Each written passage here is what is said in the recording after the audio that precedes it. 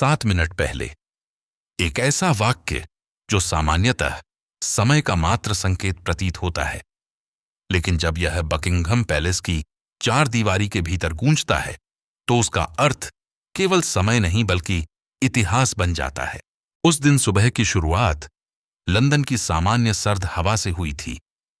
Buckingham palace के मुख्य द्वार पर तैनात रक्षकों की चाल में कोई असामान्यता नहीं थी। समाचार एजेंसियां अपनी दिनचर्या में व्यस्त थीं, लेकिन उस शांति को चीरते हुए अचानक एक घोषणा हुई। एक विशेष प्रेस विज्ञप्ति 7 मिनट में जारी की जाएगी। उस क्षण से हर सेकंड भारी होता गया। सोशल मीडिया पर हलचल शुरू हो गई। संवाददाताओं ने अनुमान लगाने शुरू कर दिए। क्या यह कोई आधिकारिक उत्तराधिकार घोषणा होगी या फिर कोई नया शाही यात्रा कार्यक्रम? लेकिन किसी ने भी यह अनुमान नहीं लगाया था कि यह घोषणा डायना से जुड़ी कोई सत्यता होगी। वह सत्य जिसे दशकों से नकारा जा रहा था, छिपाया जा रहा था और अब स्वीकृत किया जा रहा था। प्रेस विज्ञप्ति जारी हुई। हम यह पुष्टि करते हैं कि 1997 में दिवंगत राजकुमारी डायना के साथ हुई घटनाओं की आंतरिक समीक्षा के आधार पर कुछ तथ्यों को अब औपचारिक रूप से सार्वजनिक किया जा रहा है, जो पहले कभी नहीं स्वीकारे गए थे। यह एक सरल वाक्य था, लेकिन उसके भीतर छुपे थे ऐसे तथ्य जिनकी सच्चाई ने पूरे राष्ट्र को झकझोर दिया। रिपोर्ट में उल्लेख था कि डायना की मृत्यु के समय बकिंघम पैलेस और अन्य सरकारी संस्थाओं ने जिस प्रकार से सूचना का नियंत्रण किया था, वह पूर्णतः पारदर्शी नहीं था। शाही सुरक्षा तंत्र, मीडिया के निर्देश और कुछ दस्तावेजों की अनुपलब्धता, यह सब एक साजिश नहीं, लेकिन एक जानबूझकर की गई चुप्पी का प्रतीक था। रिपोर्ट में कहा गया, डायना के जीवन के अंतिम वर्षों में वह जिस मानसिक और सामाजिक दबाव का सामना कर रही थीं, उसे समझने में शाही संस्थान असफल रही। इन शब्दों ने उस दीवार को ढा दिया जिसे वर्षों से राजशाही ने संवेदनशीलता कहकर सुरक्षित रखा था।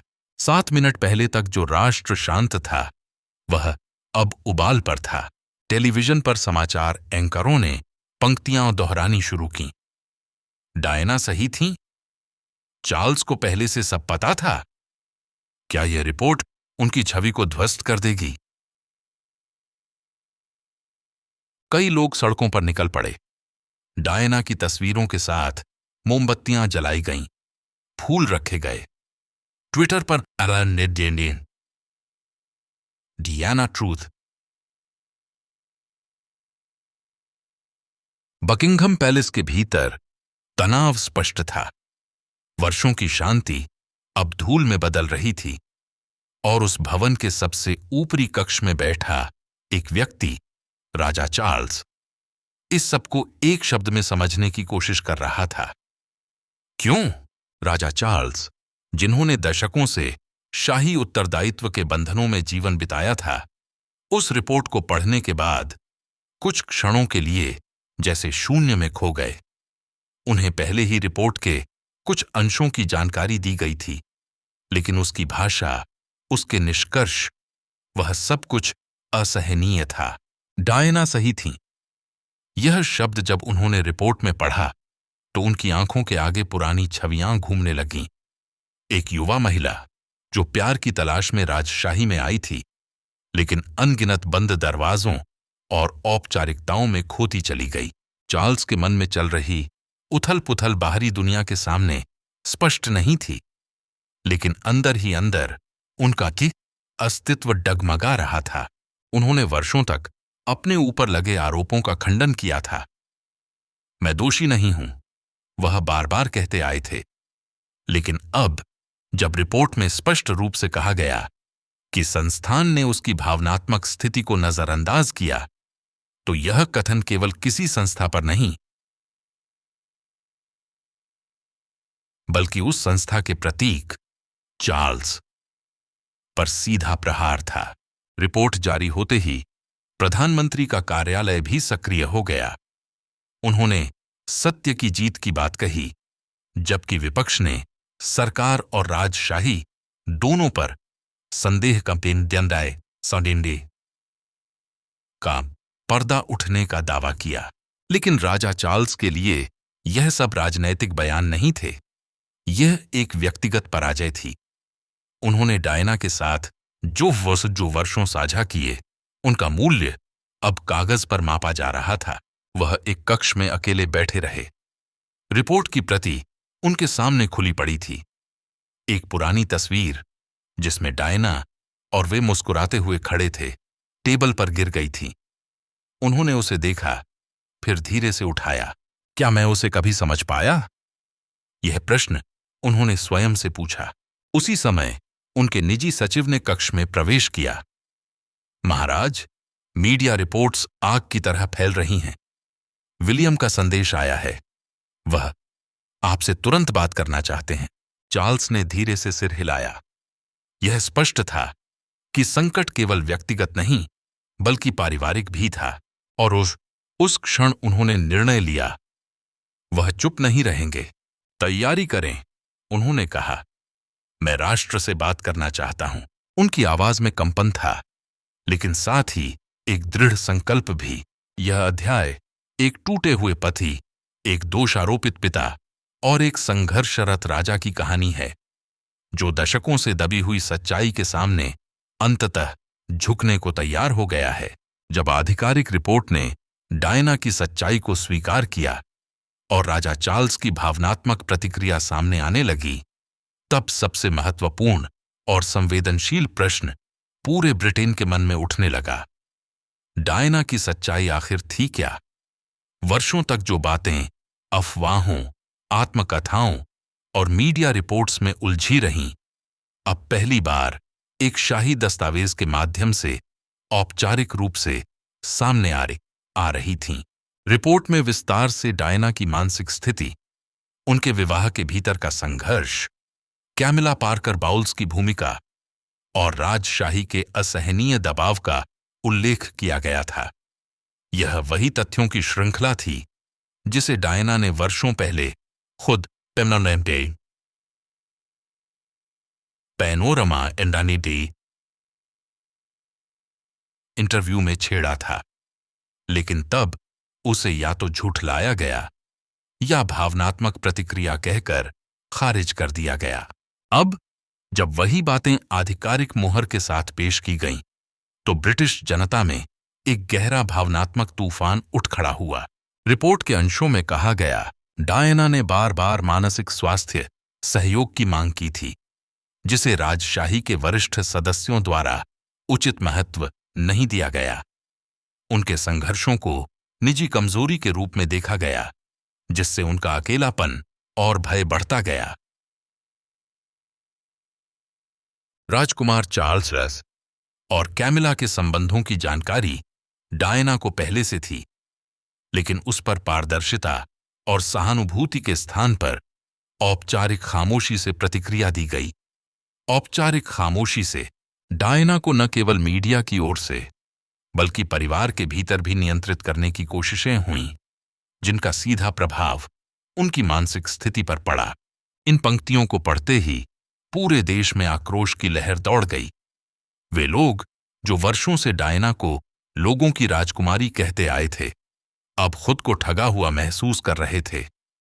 उनकी पीड़ा अब केवल एक भावनात्मक जुड़ाव नहीं, बल्कि ऐतिहासिक अन्याय का प्रमाण बन चुकी थी। विशेषज्ञों ने कहना शुरू किया कि यह रिपोर्ट केवल सच्चाई की पुनर्प्राप्ति नहीं, बल्कि शाही प्रतिष्ठान की संस्थागत असफलता का प्रमाण है। इस पूरे परिदृश्य में पत्रकारिता की भूमिका भी फिर से बहस का विषय बन गई। बीबीसी, जिसने 1995 में डायना का विवादित इंटरव्यू प्रसारित किया था, उस समय आलोचना की आग में झुलसी थी, लेकिन अब जनता उस इंटरव्यू को सत्य का पहला सार्वजनिक दस्तावेज मानने लगी। सोशल मीडिया पर ट्रेंड कर रहे थे, जस्टिस फॉर डायना या truth after years, Charles must respond. Britain की जनता ने मोमबत्तियां जलाईं, डायना की मूर्तियों के सामने श्रद्धांजलि अर्पित की और खास तौर पर युवा वर्ग डे थे। डायना के विषय में जानना और समझना शुरू किया, न केवल एक शाही सदस्य के रूप में, बल्कि एक महिला के रूप में जिसने समाज के दबावों के बीच अपनी आवाज उठाने का साहस किया। इस अध्याय का सबसे मार्मिक दृश्य वह था जब डायना के पुराने पत्र, जो पहले कभी सार्वजनिक नहीं किए गए थे, रिपोर्ट में शामिल किए गए। एक पत्र में उन्होंने लिखा था, मैं अकेली हूं, लेकिन फिर भी मैं अपने बच्चों के लिए मुस्कुराती हूं, क्योंकि उनके साथ मेरा रिश्ता सच्चा है, बिना किसी राजनैतिक रंग के। यह पत्र जब सार्वजनिक हुआ तो ब्रिटिश संसद में भी उसकी प्रतियां घूमने लगीं। सांसदों ने शोक व्यक्त किया और कुछ ने तो इस पर शाही जवाबदेही विधेयक लाने की मांग तक कर डाली।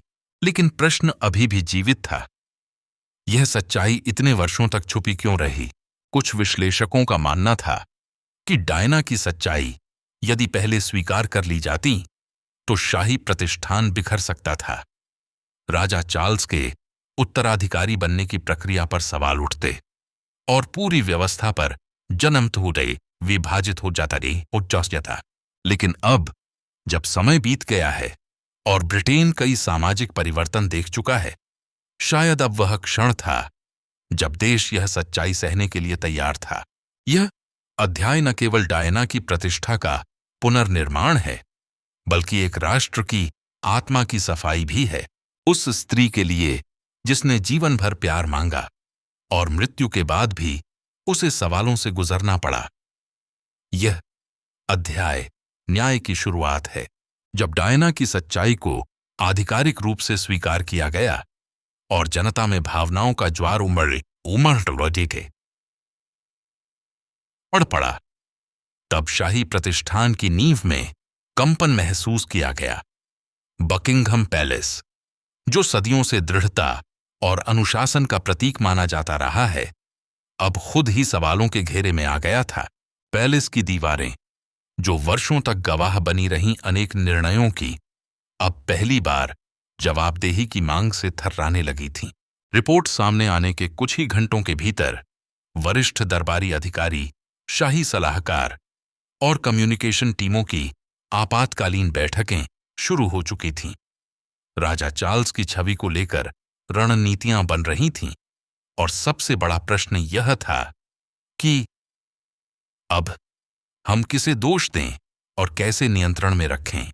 लेकिन मामला अब किसी स्पष्टीकरण से शांत नहीं हो सकता था। जनता को जवाब चाहिए था और पहली बार ऐसा लग रहा था कि बकिंघम पैलेस की चुप्पी इस बार काम नहीं आने वाली थी। राजनीतिक गलियारों में हलचल तेज हो गई। संसद के कुछ सदस्यों ने खुले तौर पर शाही प्रणाली में सुधार की मांग की। कुछ ने शाही परिवार की सार्वजनिक निधियों की जांच कराने की बात उठाई। लिबरल डेमोक्रेट्स और लेबर पार्टी के कुछ नेताओं ने संवैधानिक पारदर्शिता अधिनियम आने का प्रस्ताव तक रख दिया।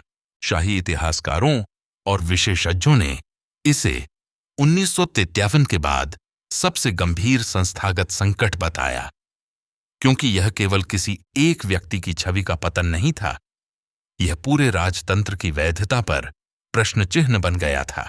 बकिंघम पैलेस में दो गुट स्पष्ट रूप से सामने आ गए थे। पहला, वह जो मानता था कि राजा चार्ल्स को एक प्रेस कॉन्फ्रेंस बुलाकर व्यक्तिगत रूप से देश से क्षमा मांगनी चाहिए और डायना के साथ हुई गलतियों को स्वीकार करना चाहिए।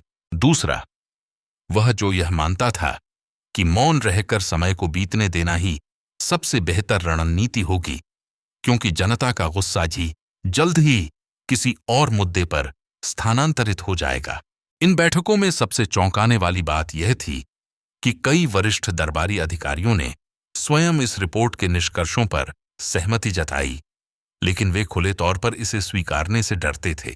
एक अधिकारी ने नाम न प्रकाशित करने की शर्त पर एक प्रसिद्ध अखबार को बताया, हम वर्षों से जानते थे कि डायना को उचित समर्थन नहीं दिया गया, लेकिन उस समय पारंपरिक संरचना इतनी कठोर थी कि भावनाओं की कोई जगह नहीं थी। पैलेस के बाहर लोग एकत्र होने लगे। कुछ शांति से मोमबत्तियां जला रहे थे, लेकिन कुछ ने बैनर थाम रखे थे। सच्चाई स्वीकार करो, डायना को न्याय दो, चार्ल्स बोलो। सुरक्षा एजेंसियों को अलर्ट पर रखा गया। माना जा रहा था कि अगर राजा सामने नहीं आए तो जनता का आक्रोश और गहरा हो सकता है। इसके साथ ही मीडिया का रवैया भी बदल गया। जो चैनल और अखबार वर्षों तक शाही परिवार के बचाव में रिपोर्ट करते आए थे, उन्होंने अब एक नया सुर अपनाया, पब्लिक के साथ खड़ा होना।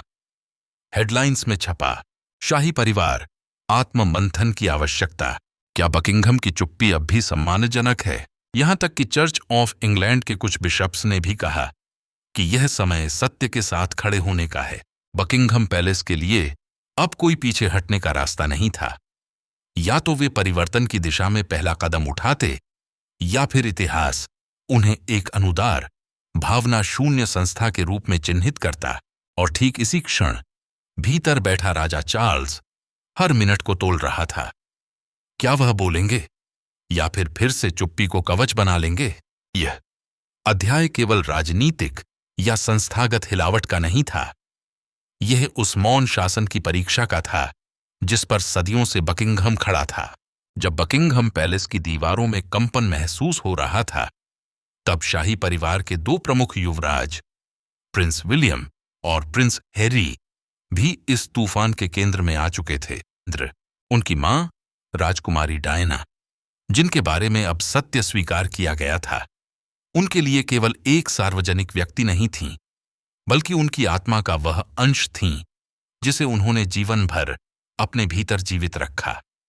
और अब जब वह सत्य, जिसे वर्षों से उन्होंने खुद में संभाले रखा था, सार्वजनिक हो चुका था, तो उनकी प्रतिक्रिया स्वाभाविक थी। विवेक, आक्रोश और दुख का सम्मिश्रण। विलियम ने सबसे पहले प्रतिक्रिया दी। उन्होंने एक भावुक बयान जारी किया जिसमें लिखा था, मां की सच्चाई अब केवल हमारी यादों में नहीं, बल्कि इतिहास के पन्नों में दर्ज हो गई है। यह रिपोर्ट उन सभी भावनाओं की पुष्टि करती है जिन्हें हमने वर्षों तक अपने दिल में रखा। उनके इस वक्तव्य को लाखों लोगों ने सराहा। सोशल मीडिया पर लोगों ने कहा कि विलियम ने एक सच्चे बेटे की तरह बोलने का साहस दिखाया। उनके शब्दों में गरिमा थी, लेकिन साथ ही एक आंतरिक गुस्सा भी छुपा हुआ था।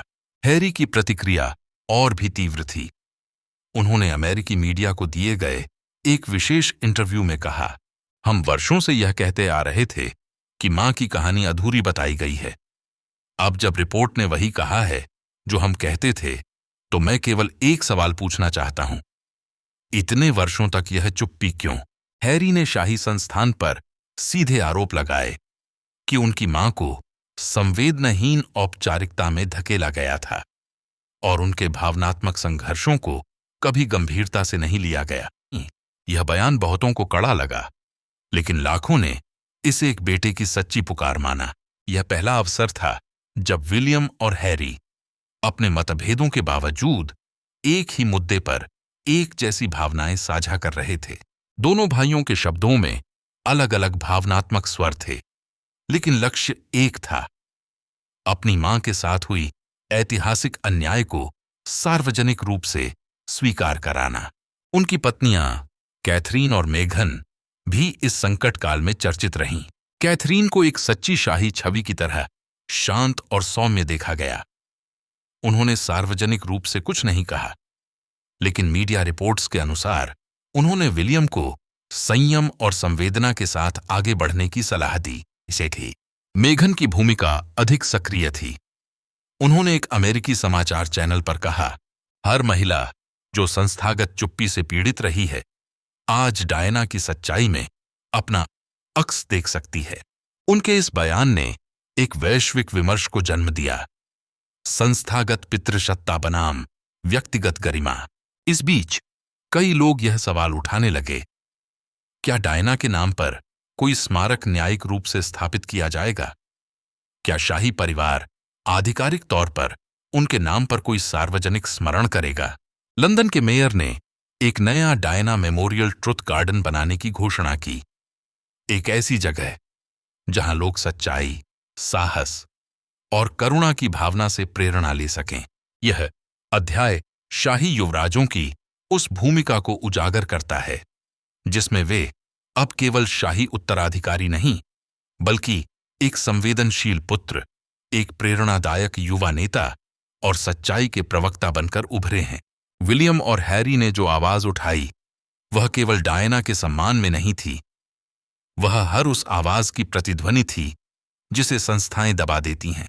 जब पूरे देश की आंखें बकिंघम पैलेस की ओर थीं, जब जनता के भीतर वर्षों से दबी आवाज एकाएक लहर बनकर उठी थी, तब इस पूरी गाथा की एक और अहम पात्र सामने आई, क्वीन कैमिला।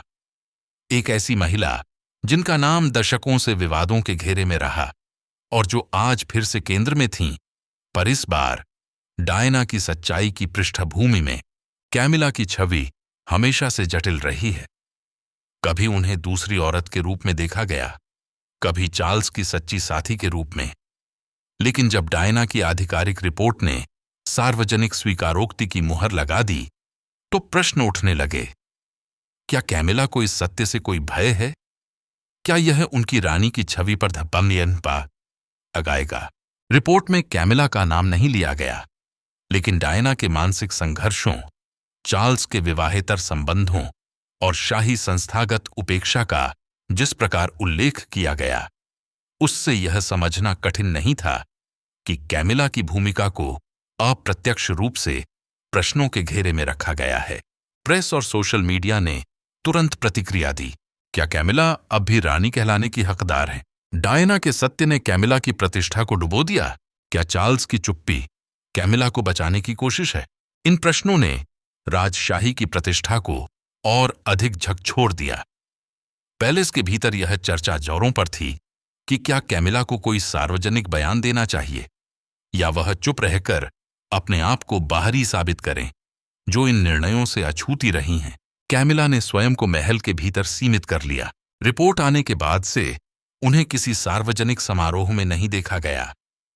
कई वरिष्ठ दरबारी सूत्रों ने बताया कि वह गंभीर मानसिक दबाव में हैं और वर्तमान परिस्थिति को संभालने के लिए विशेष सलाहकारों की टीम बनाई गई है। उनके करीबी सर्कल ने मीडिया को बताया, कैमिला समझती हैं कि इस समय चुप रहना ही सबसे बुद्धिमत्तापूर्ण प्रतिक्रिया है। वह नहीं चाहती कि कोई भी टिप्पणी फिर से डायना की यादों को तकलीफ दे। लेकिन क्या चुप्पी वास्तव में सम्मान का प्रतीक थी या यह दोष स्वीकारने की एक अप्रत्यक्ष विधि थी? राजा चार्ल्स पर भी इसका सीधा प्रभाव पड़ा। कैमिला के खिलाफ उठ रहे प्रश्नों ने उनके निर्णय लेने की क्षमता को प्रभावित किया।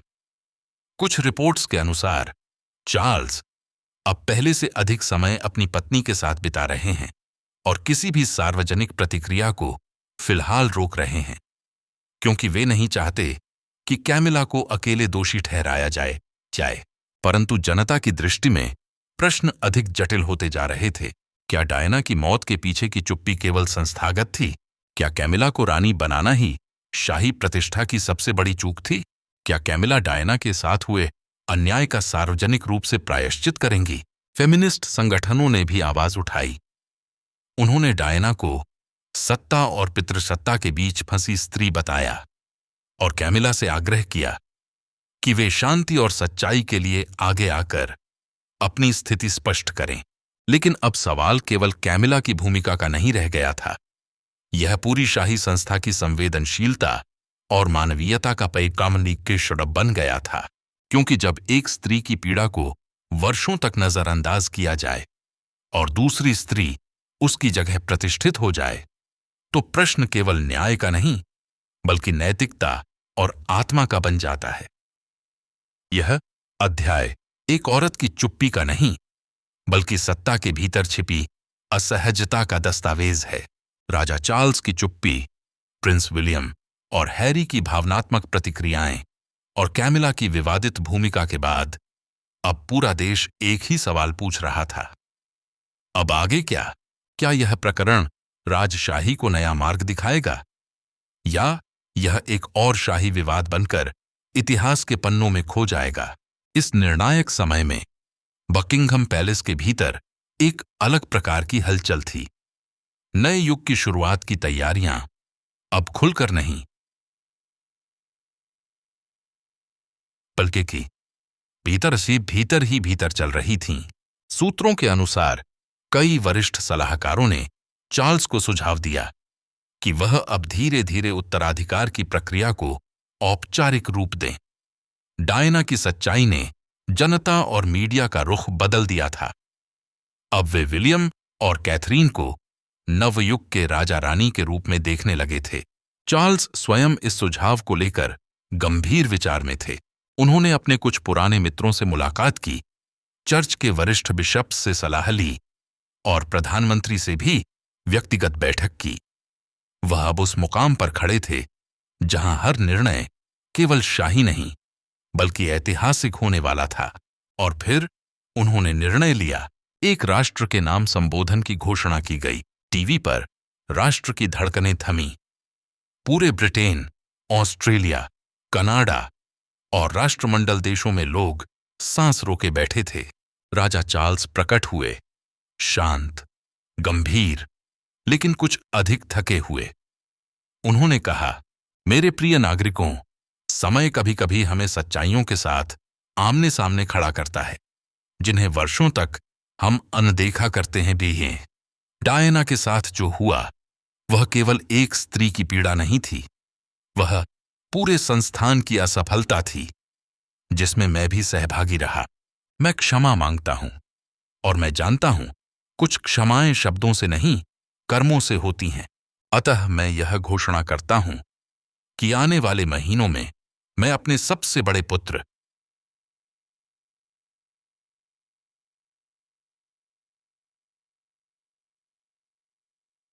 धीरे धीरे शाही कार्यभार सौंपना प्रारंभ करूंगा ताकि यह संस्थान भविष्य की ओर बढ़ सके, अधिक संवेदनशील, अधिक मानवीय और अधिक उत्तरदायी। ये शब्द सुनकर सन्नाटा छा गया, लेकिन फिर तालियों की आवाज आने लगी। पहले कुछ घरों से, फिर सड़कों से और फिर पूरे देश से।